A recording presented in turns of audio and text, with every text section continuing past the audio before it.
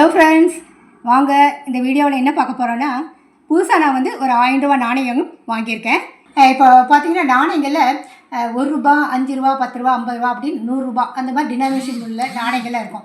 அந்த மாதிரி நாணயங்கள் வந்து குறைவான ஒரு மதிப்புள்ள நாணயம் இருக்கிறதால நாம் ஒரு நாணயத்திலே வந்து ஒரு 2 நாணயம் அப்படி 3 நாணயம் கூட வாங்கி வைக்கலாம். ஆனால் இந்த டினாமினேஷன் 1000ன்ற மதிப்பில் இருக்குது.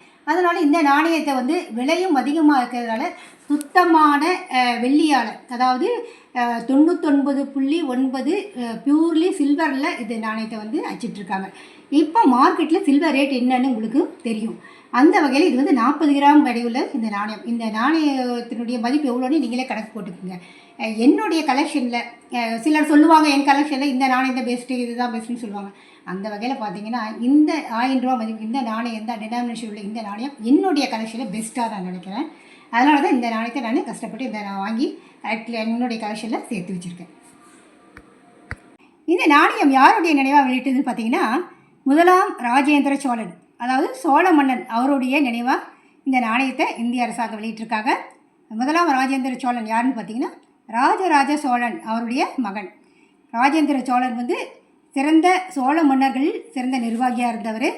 கடற்பயணம் மேற்கொண்டு பல தெற்காசிய நாடுகளை வந்து போரிட்டு ஜெயிச்சிருக்கார். அந்த கடற்படை பயணத்தை நினைவு கூறும் விதமாக, அதாவது 1000 ஆண்டு நிறைவடைந்திருக்கு இந்த கடற்பயணம் மேற்கொண்டு. அதை சிறப்பிக்க விதமாக இந்த 1000 ரூபாய் மதிப்புள்ள நாணயத்தை இந்திய பிரதமர் வந்து கடந்த ஆண்டு ஜூலை மாதம் என்ன பண்ணார், பிரகதீஸ்வரர் கோயில், அதாவது அரியலூர் மாவட்டத்தில் கங்கை கொண்ட சோழபுரத்தில் இருக்கிற பிரகதீஸ்வரர் டெம்பிளில் இந்த நாணயத்தை வந்து வெளியிட்டாங்க. இந்த நாணயத்தோட மதிப்பு வந்து 1000 ரூபாய் மதிப்புள்ள ஒரு நாணயம். எனக்கு அந்த நாணயம் எப்படி இருக்குன்னு பார்க்கலாம். முன்பக்கம் பார்த்தீங்கன்னா ராஜேந்திர சோழன் ஒரு குதிரை மேலே உட்காந்துருக்கிற மாதிரியும், அவர் பின்னால் போர் படைகள் நிற்கிற மாதிரியும் ஒரு போர்ட்ரேட் படம் வந்து வச்சிட்ருக்காங்க.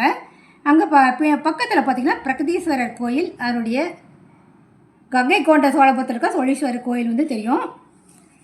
அடுத்த பக்கம் அவருடைய வரலாறு, அவருடைய படை போனார் பாருங்கள், கடற்பயணம், அவருடைய வரலாறை வந்து ஹிந்தியில் வந்து வெளியிட்டிருக்காங்க. இந்த பக்கம் பார்த்திங்கன்னா 1000 ரூபாய் நாணயம் அது அச்சிட்ருக்காங்க.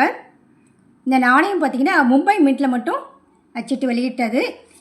இந்த நாணயத்தினுடைய வெயிட் எவ்வளோன்னு பார்த்திங்கன்னா 40 கிராம் எடையுள்ள நாணயம் இது.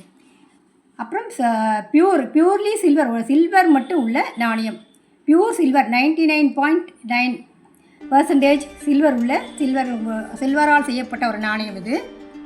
இது 200 இதனுடைய கோடுகள் இருக்கும்.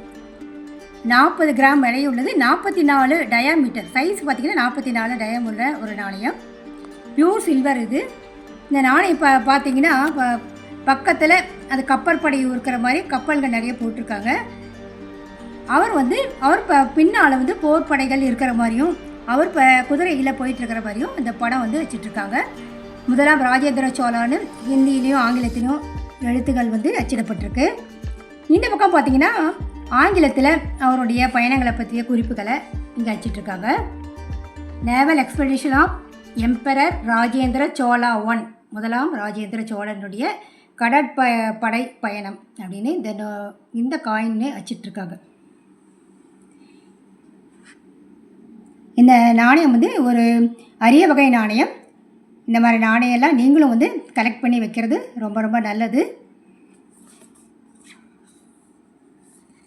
இது வந்து மும்பை மின்ட்டுன்றது தெரியும். அப்புறம் ப்ரூஃப் செட், இது வந்து ப்ரூஃப் செட்டில் வெளியிட்டிருக்காங்க. UNC செட்லேயும் வெளியிட்டிருக்காங்க. இந்த ப்ரூஃப் செட்டுன்றது அதனுடைய வடிவம் பார்த்திங்கன்னா அப்படியே மிர்ரர், அதாவது கண்ணாடி போல் பளிச்சுன்னு சொல்லுவாங்க. அதனால தான் ப்ரூஃப் செட் எல்லோரும் விரும்பி வாங்குவாங்க. நீங்களும் முடிஞ்சு இந்த மாதிரி நாணயத்தை வந்து கலெக்ட் பண்ணி வைக்கலாம். இந்த வீடியோ உங்களுக்கு ரொம்ப பயனுள்ளதாக இருக்குன்னு நினைக்கிறேன். ஷேர் பண்ணுங்கள், லைக் பண்ணுங்கள், சப்ஸ்கிரைப் பண்ணுங்கள்.